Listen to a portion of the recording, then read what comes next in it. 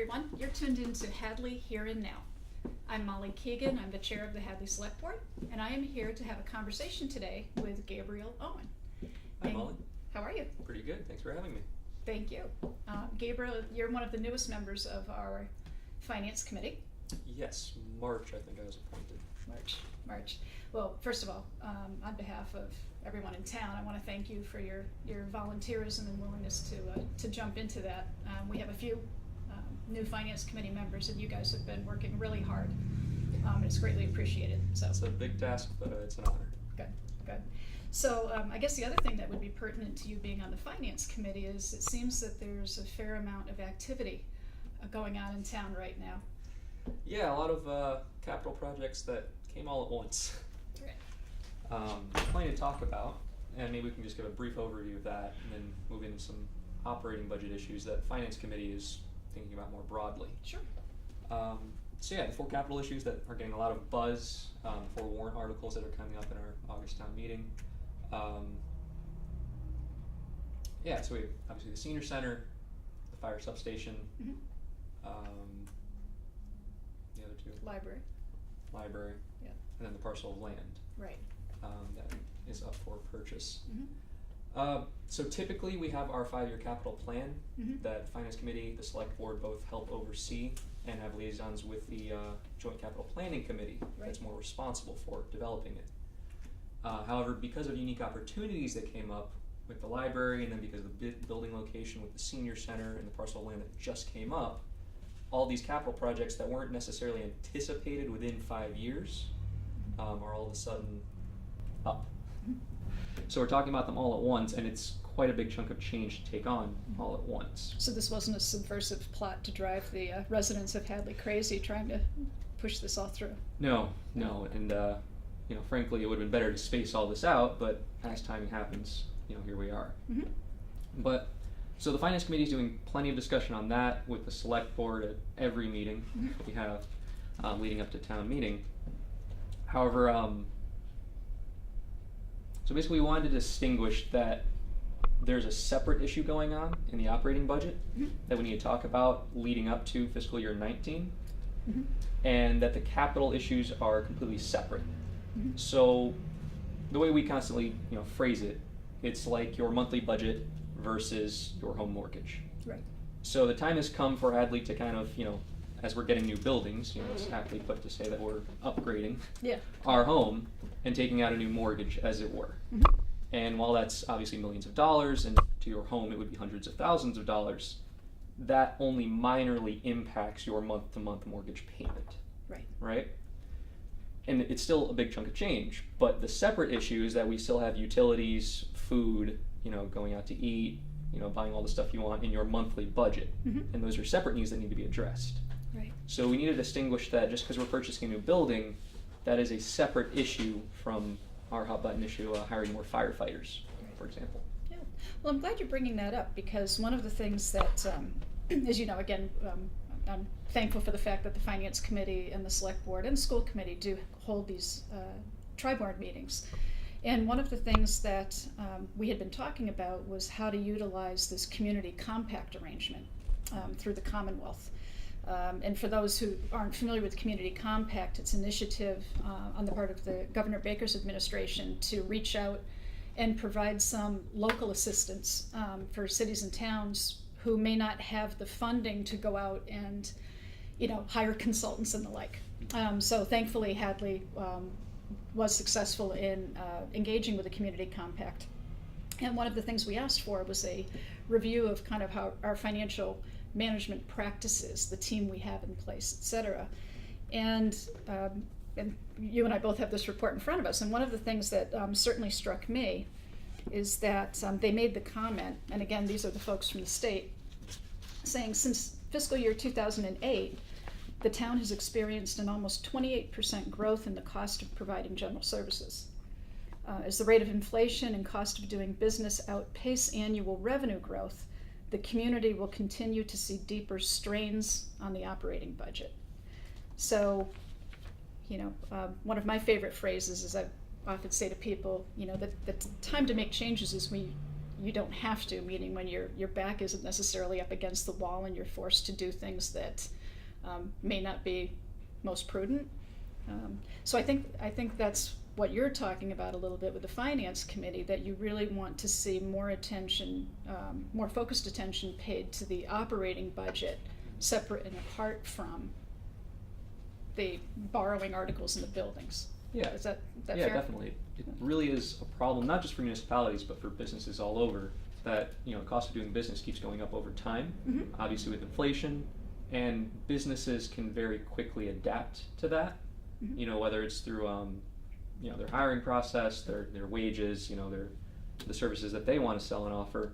Municipalities, not so much. It's very slow to adapt. To help combat this, years ago, we obviously have Proposition 2.5, which allows us to every year increase our tax levy by 2.5%, the maximum allowable tax levy, by 2.5%. And this is supposed to enable communities to have some wiggle room as the cost of business increases.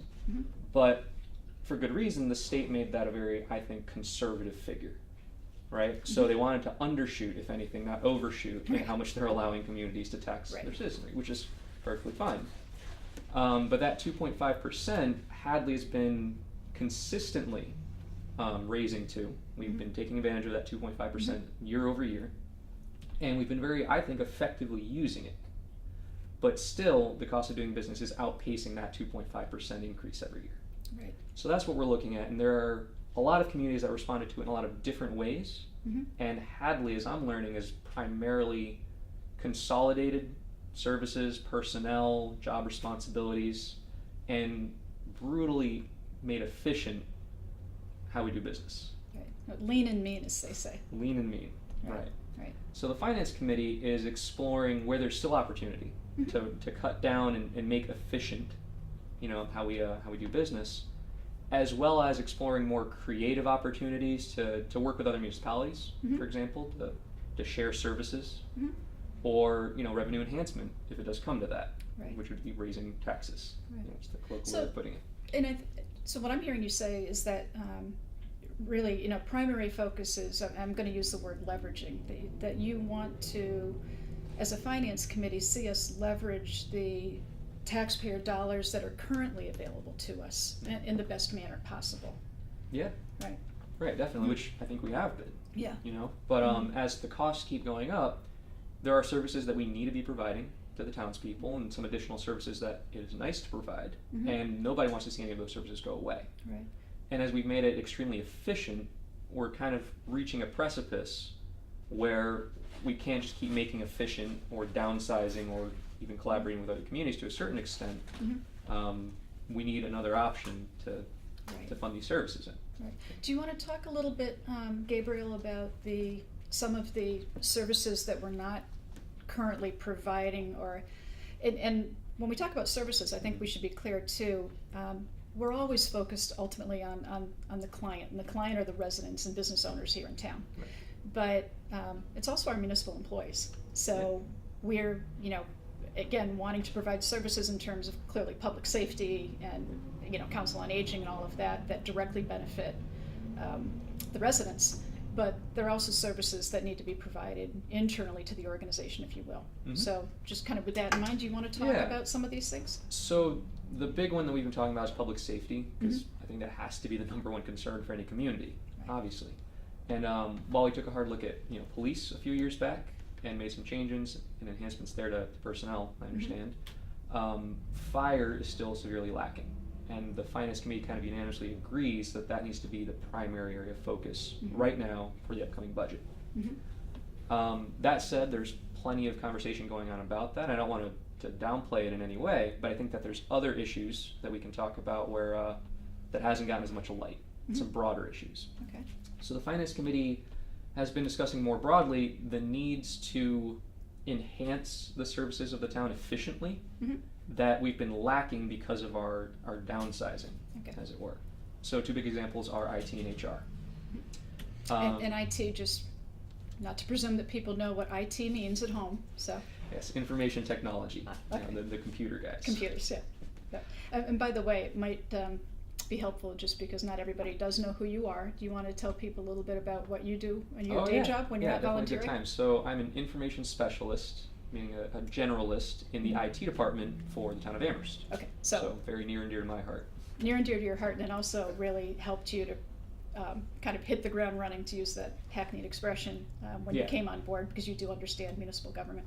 Yes. Okay, so good. I'm sorry, just wanted to throw that out. No, it's useful to put out there. Okay. So starting with IT, so IT is becoming more and more a specialized skill set. I mean, everyone realizes that maintaining your own desktop system and the software that you use to do your job is becoming less and less practical to expect employees to do themselves. So municipalities are finally starting to pick up, and businesses really led the way in having dedicated IT departments. Right. And due to the size of Hadley, like any small business, it's very hard to get money together for a dedicated IT staff when you're just trimming the budget here or having a little extra money when you're there. It really is a huge implementation cost. But more broadly speaking, the efficiency you get from it really does pay off over the years.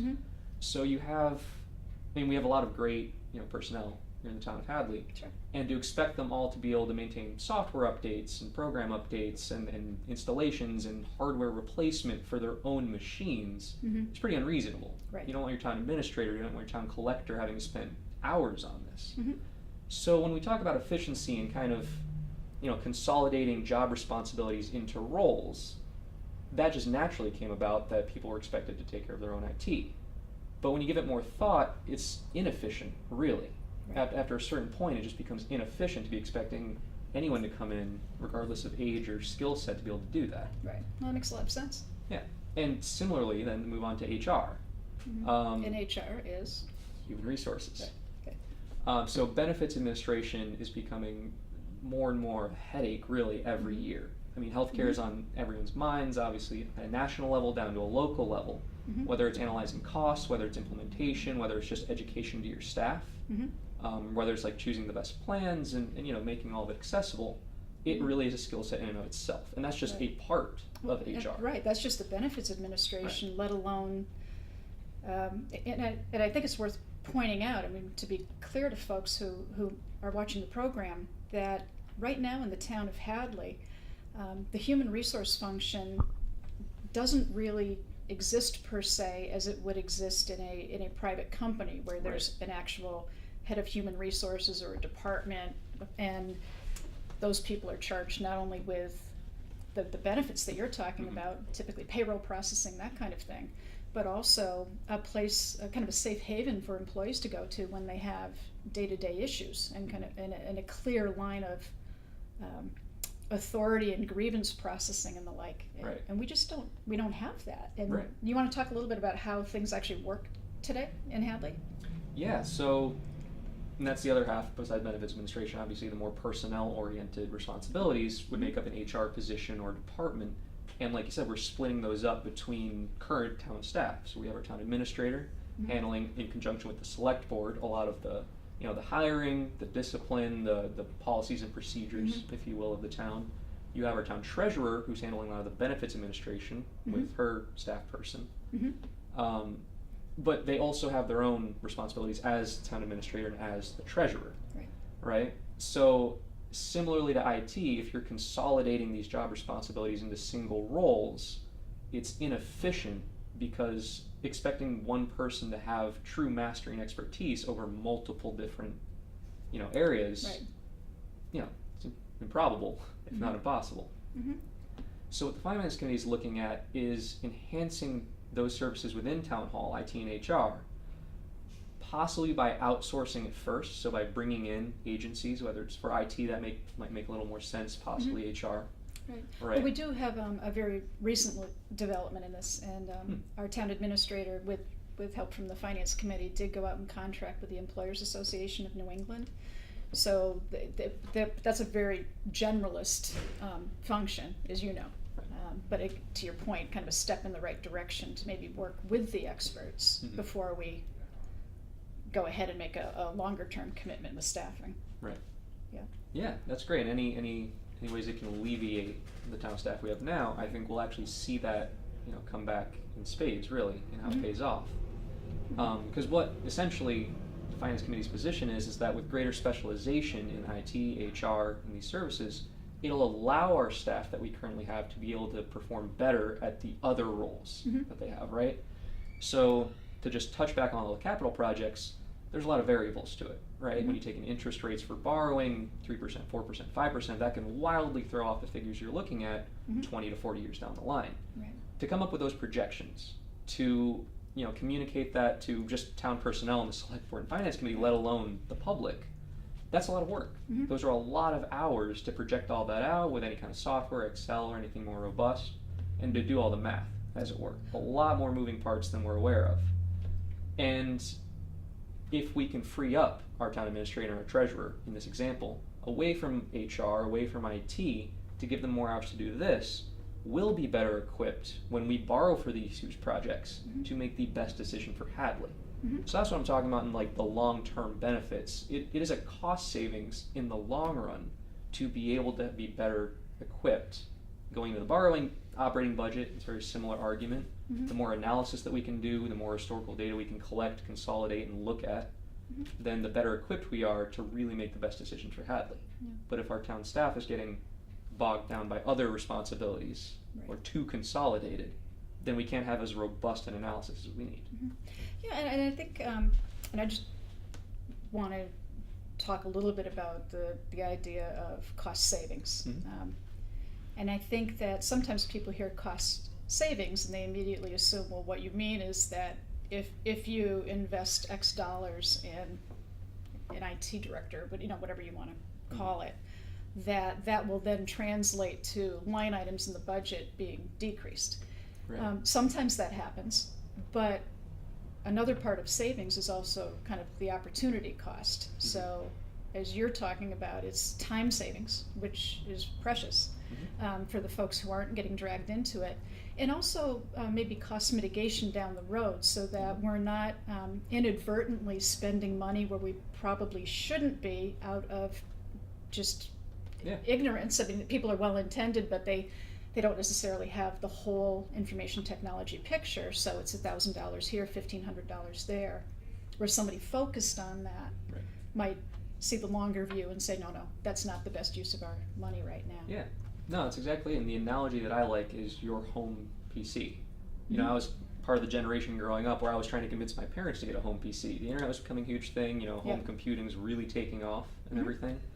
And when you think about it, buying a $700 machine, for example, for your home, and you're like, well, how's this going to save me on my utilities? How's this going to save me on my food bill? Something like that. But when you think about it, when you're shopping for your next home mortgage, when you're putting together a new budget, what tool do you use? You use the internet, you use your computer to do all of your, your budgeting, your cost analyses online. They have a million calculators, right? You're using this tool to save you money in the future when you're doing all your planning, when you're doing all your accounting and keeping track. We don't think about it now, but it's in your pocket. It's in a smartphone. Right. We use this tool for everything, but you don't, like you said, you don't directly see if I buy a computer for my home, it will save me on my gas bill. Right. You don't see that directly or immediately. But the thought experiment would be try going back to pen and paper to plan out all of your utilities and buying a new car, for example. Well, and by the same token with human resources, depending on how much time might be spent trying to resolve an employee grievance or an issue when there are multiple parties involved, that also is not necessarily the most efficient model, nor is it necessarily in the best interest of the employee. Yeah. So. No, definitely. Like I said, it's a skill set in and of itself that there are definitely experts in and that Hadley could benefit from. In the same way as IT, you don't see a line-for-line reduction in cost savings in quotes, but overall the quality of staff, the professional development that we can have, the benefits administration portion, and what we can offer to our employees. When that's all enhanced, we can attract better talent. We can retain our employees for longer. Happier employees are better employees, obviously. Of course. So the better we can do with that, the more cost savings overall we can see. So these are, I would think everybody would think these are absolutely worthy goals for the town right now. But of course, as we all know, in town people are very mindful of their pocketbooks.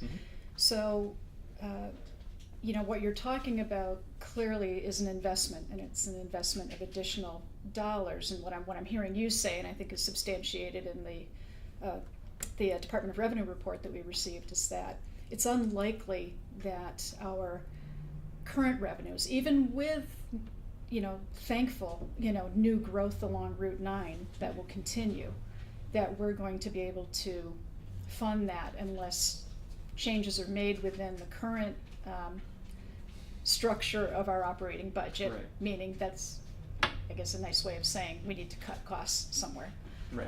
Or we need to enhance the revenue. Mm-hmm. That's a very difficult conversation. It's one and appreciate the fact that the Finance Committee is certainly willing to engage in and push, quite frankly. But I'm also wondering how you find dealing with the structure that we have right now. You have a part-time, very dedicated, but part-time elected officials on the select board. Mm-hmm. The Finance Committee themselves all have day jobs. We don't Right. we don't have a finance director position either. We've been talking about HR and IT, but we don't have a finance director per se. So one of the recommendations in the Department of Revenue report is actually looking at kind of delegation of authority and maybe giving more authority to certain people in town. And again, not advocating for or against, but just wondering from your perspective if you think that's necessary or an area we should be exploring, or. Yeah, so for the sake of efficiency, everyone's favorite word, Mm-hmm. I think it is necessary to really look at the structure, the organizational structure for the town of Hadley. Mm-hmm. Getting back to how we've consolidated a lot of roles, a lot of responsibilities into single job positions, I mean, between the Finance Committee and the Select Board, between the Planning Board, between the Assessors Board, our Parks and Commission elected representatives, Mm-hmm. we have a lot of volunteers doing a lot of professional level work, frankly. Right. And it's a great benefit to Hadley, but financially it might not be sustainable. Did you mention Planning Board? Yeah. Okay, I'm going to mention them twice. Okay. No, they do. Because they might be watching this and they would be offended if they weren't mentioned twice, because they're the poster child for this issue. Right. Yeah. Right. So it's efficient in the Mm-hmm. terms that we're getting a lot of volunteer service to do professional level work, so it's a huge cost savings to the town. So it's efficient in that regard. Sustainable financially, there's ups and downs depending on the level of expertise you can get and how things are running. And then efficient in terms of essentially delegation of responsibilities can get muddled. Right. When you have everyone on the same page that's been doing this for years and years, you can run as a cohesive team. But I can tell you, as coming into the Finance Committee, being fresh to the town of Hadley and how things worked and operated, just a clear chain of command, a clear how do you get something done in Hadley is very Convoluted? Convoluted. Yeah. Loose, yeah. Okay. So I think for the benefit of employees, and especially as we're going to see turnover in the years to come, Mm-hmm. It's important for an onboarding process for employees to have clear policies and procedures for how things are done. Mm-hmm. So when you have ambiguity in job roles, frankly, just inefficient. Right. When you want to get something done, when you're looking at, controlling a department and really taking a hard look at, Mm-hmm. looking at your costs and your expenses year over year and, bringing in consultants or experts or whoever, Mm-hmm. the authority to do that is not always clear. Right. Right. And the accountability that goes And the along with it for accountability the individuals. is the other big part. Yeah. Well, you know what? These are difficult issues to grapple with.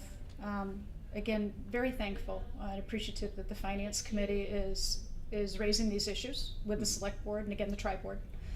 Not going to solve them here, although I would love if you had a magic answer for all of this, that we could do all of these things and not increase the taxpayers'